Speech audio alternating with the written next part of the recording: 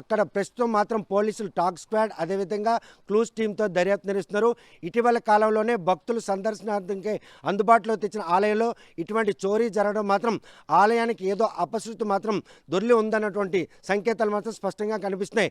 సుమారు 10 ఏళ్ల పాటు 20 ఎకరాల విస్తీర్ణంలో ఎవరైతే నిర్మించినటువంటి బెహరా ఆయన తిరుపతిలో జరిగిన అవమానాన్ని మాత్రం పరిగణనలు తీసుకొని ఈ పరిసర ప్రాంతాలకు మాత్రం ఆ వెంకటేశ్వర స్వామిని దర్శనానికి ఉచితంగా అందుబాటులోకి తెచ్చేందుకు ఆయన చేసిన ప్రయత్నంలో తొలి ప్రయత్నంలోనే ఇటువంటి అపశృతి దొరికింది. ఆ రోజు తొక్కిసలాట ఘటన అనంతరం మాత్రం పోలీసులు దేవాదాయ శాఖ అధికారులు మాత్రం పూర్తి స్థాయిలో ఆలయంలో ఎక్కడ కూడాను నిర్మాణంలో ఉన్న లోపాలు అదేవిధంగా భక్తులు తొక్కిసలాటకు దారితీసిన పరిణామాలు ఇవన్నీ కూడా పరిగణనలోకి తీసుకున్నారు. అక్కడ అవసరమైనటువంటి చర్యలు కూడా చేపట్టారు.